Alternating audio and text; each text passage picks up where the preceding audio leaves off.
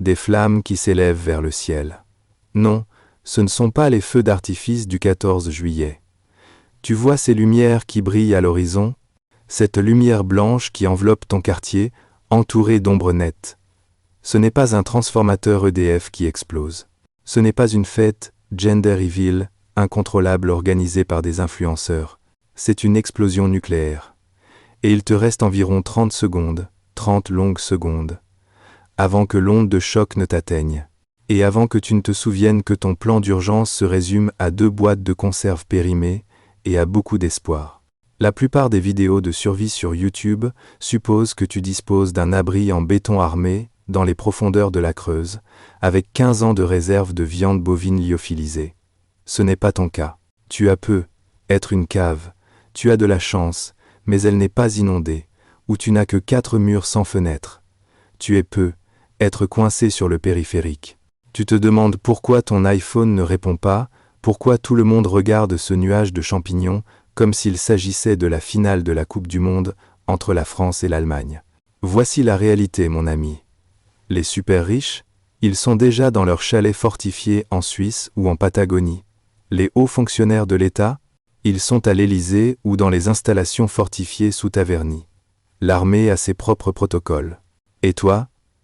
Tu as 15 minutes pour décider si tu vas voir le mois prochain, si tu vas te transformer en poussière radioactive dans ton appartement 3+1. Bienvenue dans la guerre nucléaire pour ceux qui n'ont pas de compte bancaire aux îles Caïmans. Ce n'est pas une formule magique. Il s'agit des meilleurs conseils scientifiques disponibles, adaptés pour maximiser vos chances lorsque vous ne disposez pas d'une infrastructure spéciale. Ce sont des choses que l'Agence de sécurité civile et nucléaire sait, mais qu'elle n'aura pas le temps de vous dire. Soyez prêts. Restez à l'intérieur, survivez. C'est parti. Règle numéro 1, combattez votre instinct. L'explosion se moque du calendrier Google. Dès que vous vous rendrez compte de ce qui se passe, votre cerveau mammifère fera 2 choses à la fois. Premièrement, il se figera, comme un vieil ordinateur équipé de Windows 95 qui tente d'exécuter une commande fatale. Ensuite, il vous donnera une envie irrésistible de regarder directement cette belle lumière à l'horizon. La curiosité est inscrite dans votre ADN. Ne regardez pas. Cette belle lumière cuit vos rétines comme des œufs sur le bitume de Marseille en août. L'éblouissement est instantané et peut être permanent. Vos ancêtres ont survécu grâce à leur curiosité. Vous survivrez grâce à votre intelligence, qui vous permettra de réprimer cet instinct. Fermez les yeux, protégez votre visage avec vos bras, et si vous êtes à l'extérieur, allongez-vous sur le sol. Une onde de choc arrive. Elle se déplace à des centaines de kilomètres à l'heure et balayera les voitures comme si elles étaient des majorettes entre les mains d'un enfant en colère. Votre seule mission pendant les 15 premières minutes. Trouver une véritable structure. Pas votre voiture. Une voiture est une boîte métallique qui transmet la chaleur et n'offre aucune protection contre les rayons gamma. C'est un cercueil à roues. Pas une tente quechua non plus, ni le pied d'un arbre. À l'intérieur d'un vrai bâtiment, dont les murs sont plus épais que votre déni de la situation géopolitique actuelle. L'architecture de la survie. Si vous disposez d'un sous-sol solide, vous avez gagné à la loterie de la survie. Au rez-de-chaussée d'un bâtiment en briques ou en béton, une pièce à l'intérieur, c'est acceptable. Un balcon aux 6 étages avec vue sur la Tour Eiffel? Félicitations, vous êtes sur le point de devenir une épave atmosphérique avec une vue imprenable. Éloignez-vous immédiatement des fenêtres. Le verre est sur le point de se transformer en milliers de petits missiles se déplaçant à des centaines de mètres par seconde. Si vous vivez dans un immeuble de style haussmannien, soyez prudent. Les grands murs de pierre sont parfaits pour vous protéger, mais les fenêtres sont énormes. Vous avez besoin d'une masse entre vous et le monde extérieur. Des meubles, du béton, des livres, tout ce qui n'est pas de l'air. Ce n'est pas le moment de faire une story Instagram pour dire que c'est littéralement la fin du monde. C'est le moment d'activer l'instinct de survie primitif qui a permis à votre espèce de survivre depuis l'âge de pierre. Agissez rapidement. Agissez de manière réfléchie. Ne regardez pas derrière vous. Ne retournez pas à votre voiture pour récupérer votre portefeuille. Votre vie est la seule chose qui compte dans les 60 prochaines secondes. Si vous êtes dans une tour de bureau à la Défense, descendez. Ne montez pas. Le rayonnement diminue avec la masse au-dessus de votre tête. Un sous-sol recouvert de terre est un sanctuaire sacré. Au centre du bâtiment, le rez-de-chaussée est le plan B. Chaque étage que vous franchissez vous expose davantage. L'explosion n'était que le lever de rideau. Le véritable tueur, celui qui décide qui vivra et qui deviendra une statistique de l'INSEE, c'est ce qui vient après. L'ennemi invisible. Bienvenue dans la retombée radioactive. Les 48 premières heures, confinement total. Votre appartement est désormais un abri. Vous y êtes entré. Votre cœur bat à toute vitesse, vos mains tremblent, vous êtes en vie. Félicitations, vous avez réussi la partie didactique. Maintenant commence la partie difficile. Survivre pendant les 2 prochains jours alors que la mort blanche tombe du ciel sous forme radioactive. Voici ce qui se passe à l'extérieur. La boule de feu nucléaire a vaporisé tout ce qui se trouvait au point zéro. Les bâtiments, les Twingo, les arbres, les gens. Tout s'est transformé en plasma surchauffé et en particules microscopiques absorbées par un nuage en forme de champignon. À présent, toute cette matière vaporisée, chargée d'isotopes radioactifs, retombe sur la Terre. C'est ce qu'on appelle la retombée radioactive, comme de la neige. Mais cette neige est faite de cancer, de pourriture et d'avenir brisé. Avant de vous enfouir dans votre abri comme un zombie contaminé, vous devez vous purifier. La science est simple. Les retombées sont de la poussière, des particules de matière qui émettent des radiations. Les particules adhèrent au tissu et à la peau. En éliminant les particules, vous éliminez la source. Essuyez-vous avec un chiffon humide, le visage, les mains, les cheveux. Soyez prudent mais rapide. Ne prenez pas de douche tout de suite. Ne gaspillez pas l'eau propre pour une douche complète, vous aurez besoin de chaque goutte pour boire pendant les 2 prochaines semaines. Ce n'est pas une journée spa, mais une décontamination sur un champ de bataille. Scellez le château. Maintenant, scellez votre abri comme si votre vie en dépendait, car c'est le cas. Trouvez la pièce qui a le moins de murs extérieurs et aucune fenêtre. Un couloir central, un grand placard, ou, s'il est au centre, votre salle de bain. Scellez le château. Maintenant, scellez votre abri comme si votre vie en dépendait, car c'est le cas. Trouvez la pièce qui a le moins de murs extérieurs et aucune fenêtre. Un couloir central, un grand placard, ou, s'il est au centre, votre salle de bain. L'objectif est de mettre autant de masse que possible entre vous et l'extérieur. La masse arrête les rayons gamma. L'air ne sert absolument à rien. Procurez-vous du ruban adhésif, des bâches en plastique, des sacs poubelles épais et des serviettes humides. Bouchez les interstices sous les portes. Bouchez les bouches d'aération VMC avec du plastique et du ruban adhésif. Coupez les systèmes de climatisation. Pour l'instant, vous ne vous souciez pas de la circulation d'air frais. Vous vous souciez de la poussière radioactive qui tente de s'infiltrer à l'intérieur.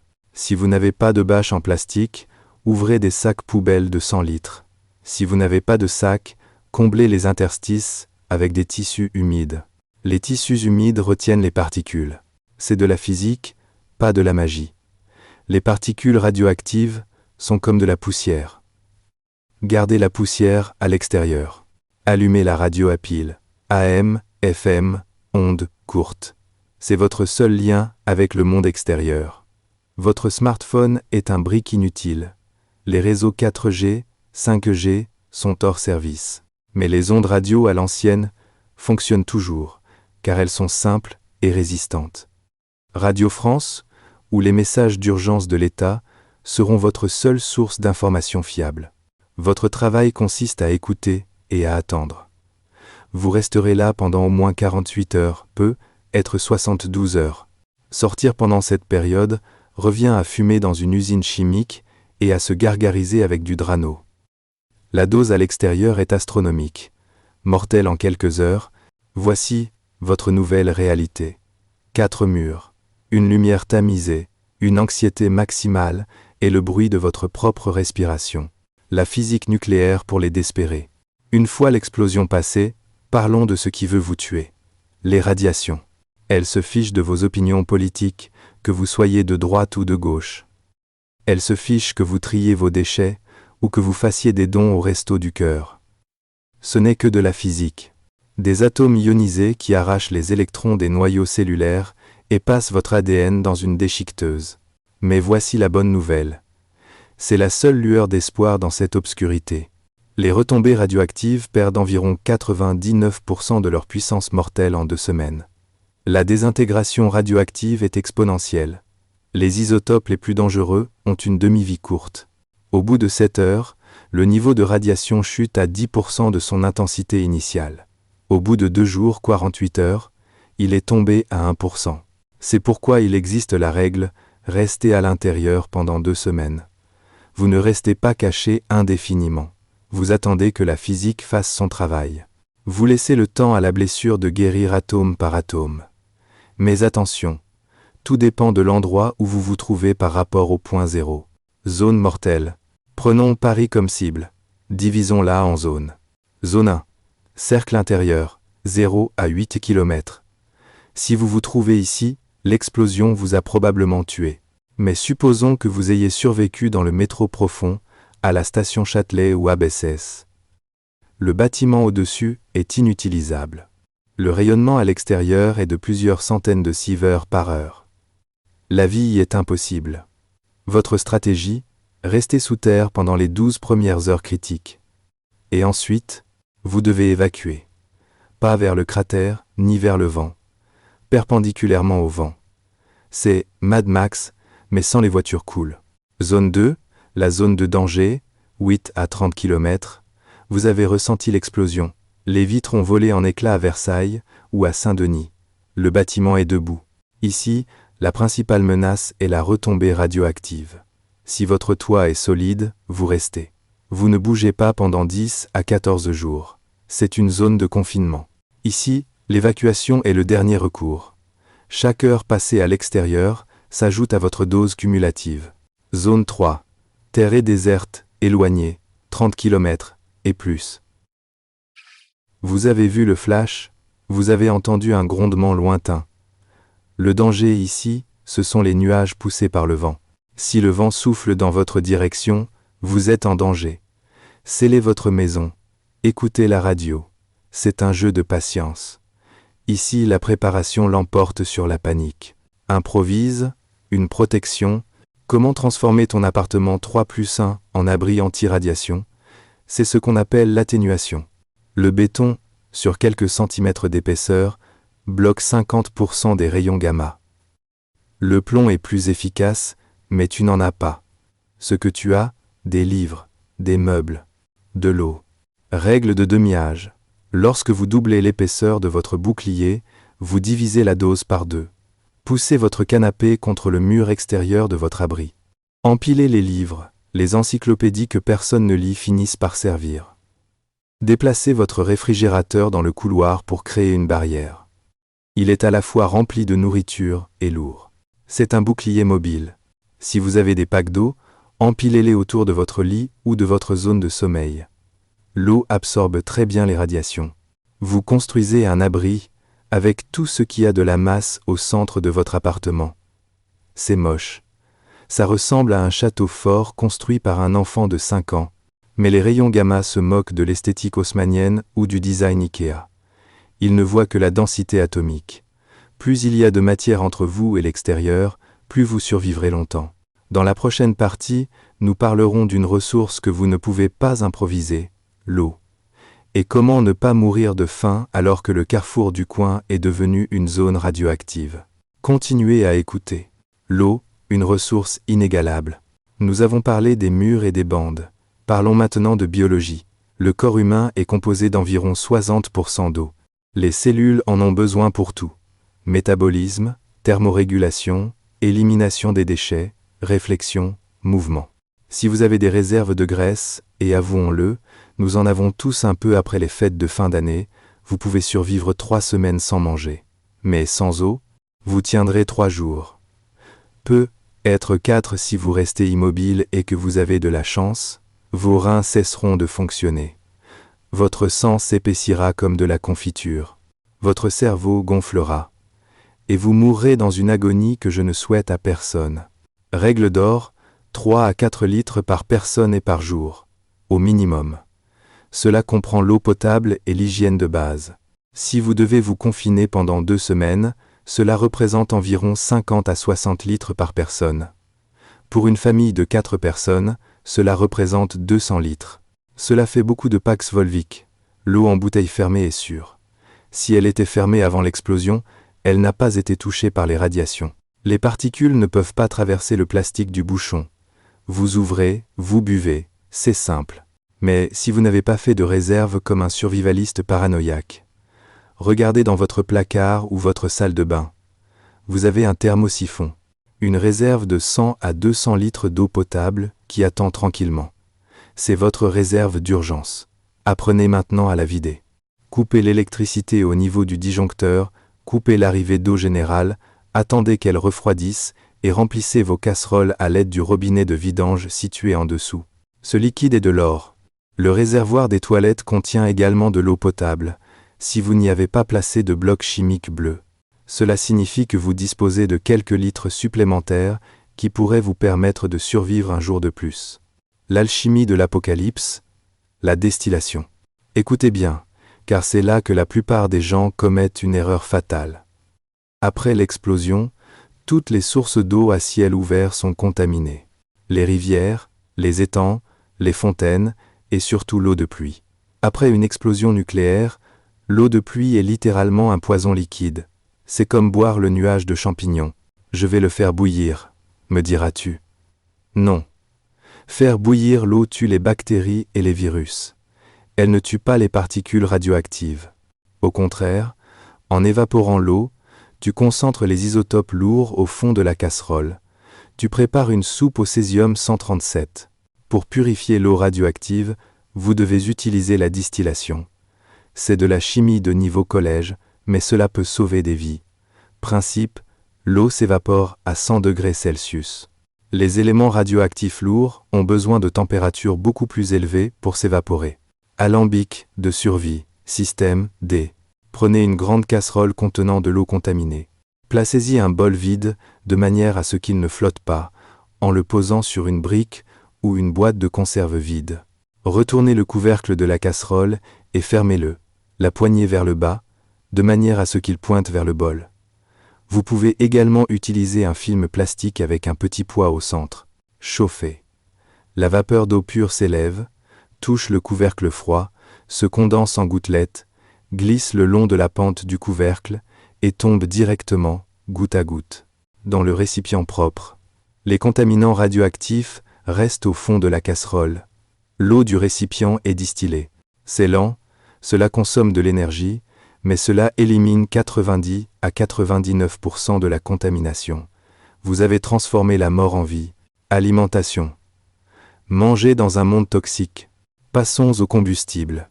Les aliments emballés sont sûrs. Boîtes de conserve, bocaux en verre, emballages sous vide. Les rayons gamma traversent les aliments sans les rendre radioactifs. C'est comme une radiographie médicale, vous ne brillez pas en sortant de l'hôpital. Le danger, c'est la poussière sur la boîte. Avant d'ouvrir les boîtes de raviolis en conserve, essuyez-les avec un chiffon humide. Ne contaminez pas l'intérieur avec la poussière extérieure. Tous les produits frais exposés à l'air libre sont morts. Votre potager? Radioactif.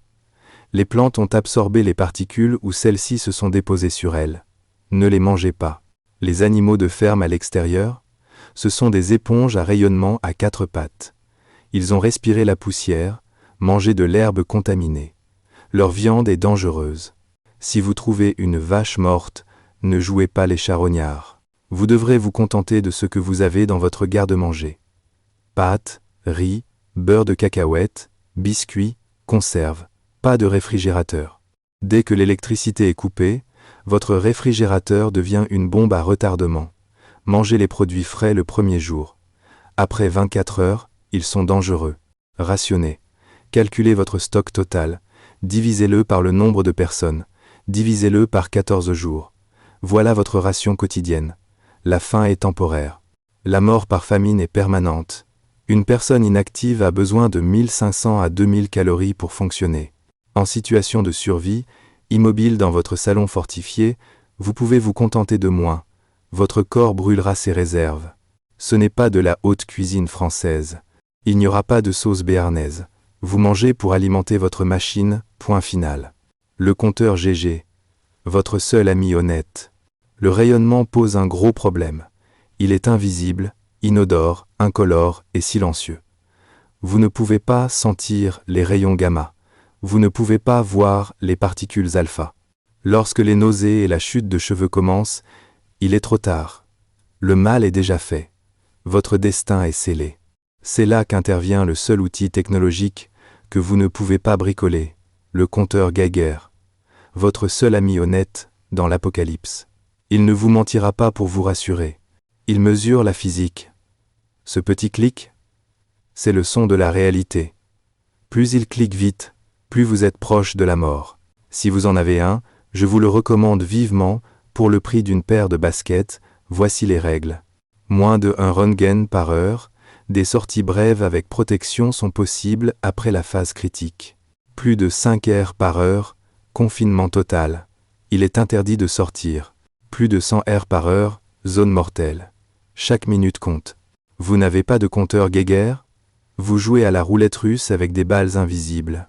Vous devez vous fier aux informations diffusées à la radio, en espérant que le gouvernement dise la vérité et que les informations soient valables pour votre quartier, et pas seulement pour la moyenne nationale. Les retombées ne sont pas réparties de manière uniforme. Le vent crée des points chauds. Votre quartier peut être sûr, mais la rue voisine peut être mortelle. Sans compteur, vous êtes aveugle. Dilemme. Partir ou rester. Rester sur place sauve des vies. C'est la stratégie de base. Mais aucun plan ne résiste au premier contact avec la réalité. Parfois, rester devient plus dangereux que partir. Comment prendre cette décision? Voici un arbre de décision froid et rationnel. Scénario 1.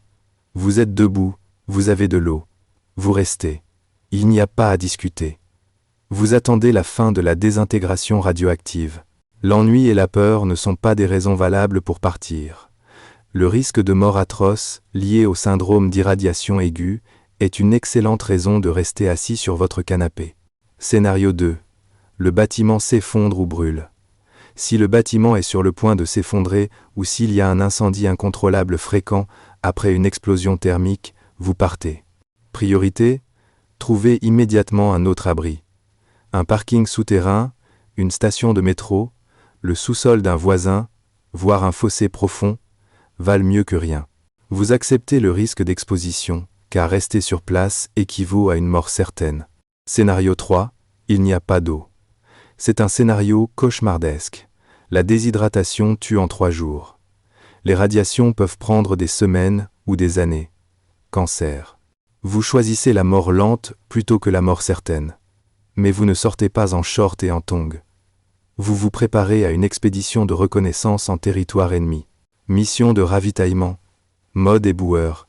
Si vous devez sortir pour trouver de l'eau ou des médicaments vitaux, vous devenez ce que l'armée appelle un opérateur en milieu contaminé.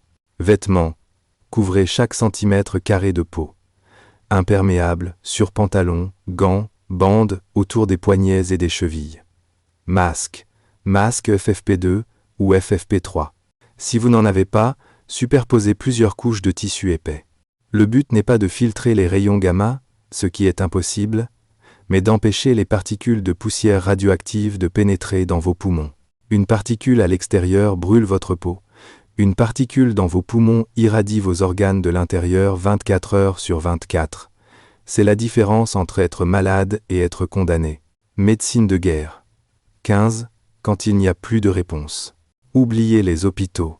Ils ont soit disparu, soit sont remplis de mourants. Votre trousse de premier secours est désormais votre système de santé national. Une simple coupure? Dans ce monde sale et sans antibiotiques, elle peut s'infecter et te tuer. Nettoie tout de manière agressive. Utilise du bétadine, de l'alcool, tout ce que tu as sous la main. Si tu as des médicaments sur ordonnance, j'espère que tu en as fait des réserves. Sinon, gérer ces réserves sera ta priorité absolue. Si possible, rationne-les, mais ne descends pas en dessous du seuil vital. Maladie des rayons. Si vous vomissez quelques heures après l'exposition, c'est mauvais signe. Si vous vomissez immédiatement et que vous avez une diarrhée sanglante, c'est très mauvais signe. Il n'existe pas de traitement miracle. Soins de soutien, hydratation, repos, prière. Les comprimés d'iode protègent uniquement votre thyroïde contre l'iode radioactif. Ils ne vous rendent pas invulnérable aux autres radiations. Prenez-les si vous en avez, mais ne vous prenez pas pour Superman. La santé mentale est aussi vitale que la santé physique. Le stress tue. Il affaiblit le système immunitaire. Dans la prochaine et dernière partie, nous verrons comment ne pas devenir fou dans votre abri improvisé et la liste complète des fournitures que vous devez acheter aujourd'hui pour ne pas pleurer demain. La santé mentale est aussi vitale que la santé physique. Le stress tue. Il affaiblit le système immunitaire. Dans la prochaine et dernière partie, nous verrons comment ne pas devenir fou dans votre abri improvisé et la liste complète des fournitures que vous devez acheter aujourd'hui pour ne pas pleurer demain. Marathon psychologique. La survie physique est un défi technique. La survie psychologique, c'est une guerre de tranchées. Imaginez la scène. Vous êtes dans une pièce de 10 mètres carrés, avec une lumière vacillante, sans internet, sans nouvelles de votre famille, et avec pour seule musique d'ambiance, le cliquetis irrégulier du compteur Geiger. C'est la recette parfaite pour un effondrement mental total. La solution ? La structure. Créez une routine, même si elle vous semble absurde. Levez-vous à la même heure. Faites votre lit. Mangez à des heures fixes. Donnez-vous des tâches à accomplir. Vérifiez vos bandages, comptez vos calories, notez vos pensées dans un journal. Le cerveau humain a besoin de sentir qu'il contrôle quelque chose. La solution ? La structure. Créez une routine, même si elle vous semble absurde. Levez-vous à la même heure. Faites votre lit. Mangez à des heures fixes. Donnez-vous des tâches à accomplir. Vérifiez vos bandages, comptez vos calories, notez vos pensées dans un journal. Le cerveau humain a besoin de sentir qu'il contrôle quelque chose. Si vous êtes avec d'autres personnes, évitez les conflits. Le stress exacerbe les défauts de chacun. Votre collègue de bureau mâche bruyamment. Après 2 semaines de confinement, vous aurez envie de l'étrangler. Ne le faites pas. La coopération multiplie par 10 vos chances de survie. Si vous êtes seul, parlez à voix haute. Lisez vos livres à voix haute. Cela préserve vos fonctions linguistiques et comble le vide auditif. Liste de contrôle de dernière minute, kit de survie. Soyons honnêtes. La plupart d'entre vous n'ont rien préparé. Vous comptez sur la chance ou sur l'État. Mauvaise idée. L'État sera trop occupé à sauver ceux qui restent dans la chaîne de commandement. Si vous avez un week-end devant vous et quelques centaines d'euros, voici ce que vous auriez dû rassembler hier. Eau. Paquet de 6 ou bidon de 5 litres. Objectif, 60 litres par personne. C'est l'investissement le plus rentable de votre vie. Radio à pile ou à manivelle. Sans elle, vous êtes aveugle et sourd. Réserve de calories. Oubliez les plats gastronomiques. Pensez à la densité énergétique. Riz, pâtes, conserve de thon, beurre de cacahuètes, le Saint Graal, des calories, barres protéinées. Faites des réserves de vos plats préférés, sinon votre morale chutera plus vite que le cours de la bourse. Matériel d'étanchéité, quelques rouleaux de ruban adhésif large et des bâches en plastique épais pour la construction. C'est votre armure contre la poussière. Hygiène et santé. Sac poubelle, lingettes humides, car vous ne pourrez pas vous doucher, savon et trousse de premier secours contenant vos médicaments essentiels. Éclairage, lampe frontale à LED. Elle ne consomme presque pas d'énergie et vous laisse les mains libres pour fabriquer votre filtre à eau. Faites le plein de piles. Compteur Geiger, nous en avons déjà parlé. C'est la différence entre sortir et mourir. Coût total ? Environ 400 à 500 €. C'est moins cher qu'un iPhone, mais ce n'est pas pour faire défiler TikTok, c'est pour ne pas devenir un souvenir radioactif. Les infrastructures seront à l'arrêt. Il n'y aura plus de logistique, plus de supermarchés approvisionnés. Le système monétaire ? Probablement une blague. La vraie monnaie sera la nourriture, les piles et les médicaments. La solidarité ne sera plus un concept philosophique, mais une nécessité biologique. À long terme, ceux qui survivront seront ceux qui sauront se rendre utiles au groupe. Apprenez un métier manuel. Apprenez le jardinage, la réparation, les soins médicaux. La connaissance est la seule chose que les radiations ne peuvent effacer. Après, Sortir dans un monde brisé. Supposons que vous ayez tenu bon pendant 2 semaines. Le niveau de radiation a baissé de 99%. La radio confirme que le niveau est devenu gérable. Vous ouvrez votre abri. Le monde que vous connaissiez n'existe plus. Ce n'est pas le scénario d'un film où tout revient à la normale après le générique.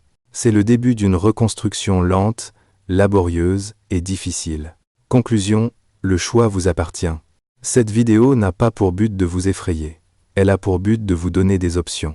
La plupart des gens vont passer à autre chose, regarder une vidéo de chat et oublier tout ce que nous venons de dire. Ils choisiront l'ignorance et l'espoir passif. Mais vous, si vous êtes toujours là, vous avez désormais un avantage tactique. Vous connaissez la physique. Vous connaissez la biologie. Vous savez que le béton, le temps et la distance sont vos meilleurs alliés. La survie n'est pas une garantie, c'est un calcul de probabilité. En appliquant ce protocole, tu passes d'une probabilité de survie proche de 0 à quelque chose de beaucoup plus réel. Tu te donnes une chance de voir ce qu'il y a de l'autre côté. Est-ce que cela arrivera demain? J'espère que non. J'espère que ce texte restera une simple curiosité intellectuelle. Mais lorsque les éclairs illumineront l'horizon et que tu n'auras que 30 secondes pour agir, tu sauras si tu as fait le bon choix. Ne regarde pas la lumière. Allonge-toi. Entre. Scelle. Attends. Bienvenue dans le nouveau monde. Sois prêt, cache-toi, et surtout, survis. C'était Raton Noir. Fin de communication.